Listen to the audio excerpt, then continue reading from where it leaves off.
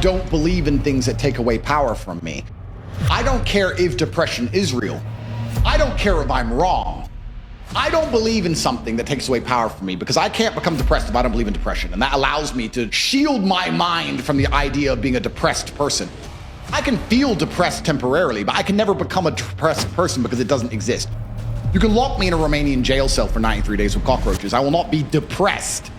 I will feel a little bit sad, of course, but I will never become a depressed person because I don't believe in it. And when I say this, depressed people are like, no, depression's real, it's ruined my life, it's taken everything from me, depression's real, depression's real. You sound like it's a promotional team. You sound like it's their PR god. team. It's their god. They're worshiping it. You're worshiping it because it gives you a cure-all excuse for your monumental failures. As opposed to waking up and going, you know what? Maybe I'm a fuck up. Nothing to do with depression. Maybe I've just been fucking up. Maybe depression isn't real and I've just been fucking up and I should fix a few of these things. And you'd be amazed how depression will lose power over your life and lose its ability to destroy your life if you stop giving it so much respect and just wake up and say, let me fix X, Y, and Z.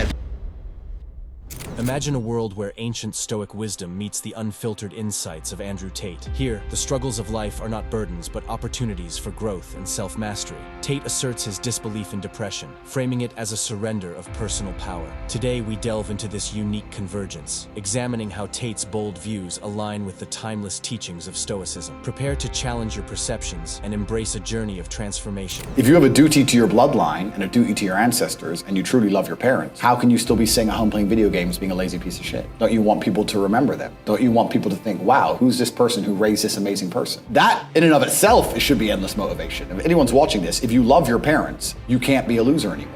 Like, otherwise they're going to be forgotten along with you. But we're all going to be forgotten in the end. Perhaps this is true, but there will be different evolutions of fables. There are still stories we tell from 2,000 or 3,000 years ago. And I tell the story of my father, and my son will tell the story of me, and his son will tell the story of him. And we will all be so influential that the name Tate will live forever. And this is what gave me solace. But this solace that you find after your father's passing, that solace for me also gave me a massive sense of responsibility and duty. I can't now not be who I am, which goes back to earlier when you were saying, well, they're gonna get you. How do you sleep at night? Because I can't not do this, because by doing this, my father is remembered and I will be remembered. And my son will be born and instilled with a sense of duty, which will make him impossible to program by the matrix. So I know my son will be a good person. He won't be a piece of shit like all these other children. He will be born with morality and he will understand that his father sacrificed himself for the good of the world. So yes, I don't like being alone in a dark car park, of course, but also what's the alternative? Say, Dad, sorry, they offered me some money. Is that the alternative? I don't know, but maybe some people can sign up to that, but I certainly can't. Tate speaks on the duty to one's lineage, echoing the Stoic belief in personal responsibility and the legacy we leave behind. He challenges us to honor our ancestors, not through mere remembrance, but through our actions and achievements. This aligns with the Stoic principle of living a life of virtue and purpose, transcending societal expectations and defining our path. I am absolutely and utterly a believer in hard work. I'm a proponent of hard work. I have all this money and all I do is work. My entire life is work. This podcast is work. I'm getting in the car, I'm going to another meeting, work. I'm gonna fuck a bitch, that's work. She's gonna be on my arm at the fucking Cannes on the film festival. That's more credibility. I consider it work to fuck her. That's work. I'm gonna go to the gym so I'm in good shape, work. It's all work. My entire life is work. And people don't want to look at life that way. They want to talk about work-life balance and being lazy and all this crap. I don't believe in any of that. I believe in, if you want to win, you have to outcompete the man who's prepared to do nothing but work. It's player versus player. If you're gonna sit there and go, I don't want to work more than an hour a day, well, the guy who does want to work more than an hour a day is gonna beat you. And no matter how smart you are, there's always a smart dude who's doing the same smart work you are for more hours than you're doing it. That's just the nature of the game. And this is why we talk about things like passive income. Passive income's a fucking scam. I'm tired of people coming to me saying, I want to make passive income. What methods of passive income would you say is a scam? It's not about it being a scam. It's about the mentality towards it is a scam.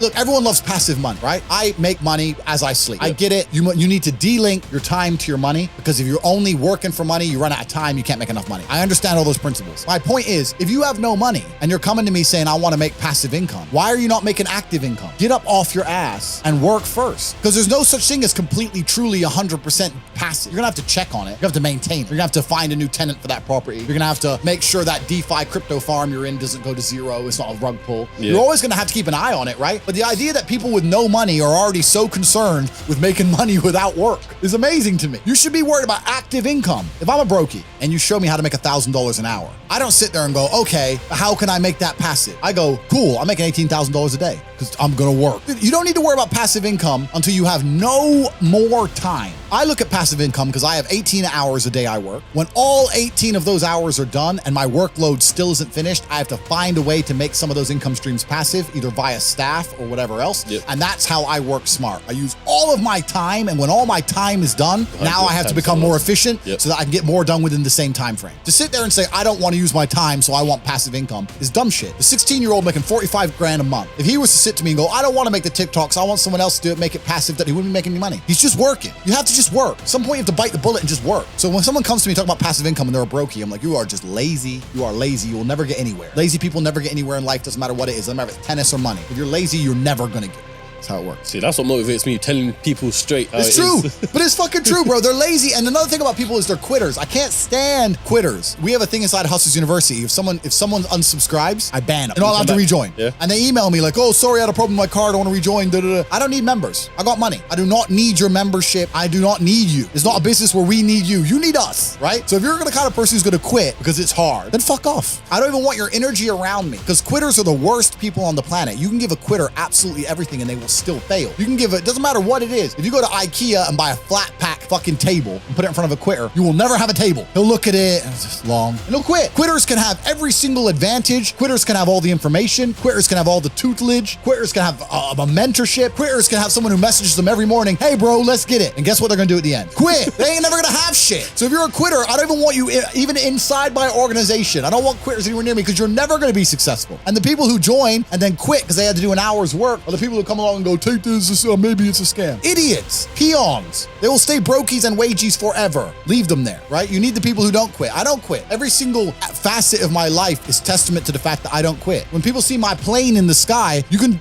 say whatever you want about me. You can call me arrogant. You can call me anything you want, but you cannot call me a quitter. I didn't quit. So that's the difference. When it was hard, I did it anyway. That's who I've always been. And if you don't have that kind of tenacity, you're never going to be anything. So the people who come along talk about passive income, they sound like quitters to me. They sound like people who don't want to work. In this segment, Tate's advocacy for relentless hard work and disdain for the concept of passive income mirrors the Stoic ethos of constant engagement in life's tasks. He criticizes the idea of avoiding effort, highlighting the necessity of active participation in shaping one's destiny. This reflects the Stoic ideal of proactive living, where success is the result of persistent labor and unwavering commitment. As we bridge Andrew Tate's modern teachings with Stoic philosophy, we uncover a universal truth. The path to fulfillment and success is paved with courage, resilience, and relentless effort. These lessons, spanning centuries, provide a guide to navigating a world of relentless competition and constant change. How will you apply these enduring principles in your quest for personal greatness? Let us know in the comments.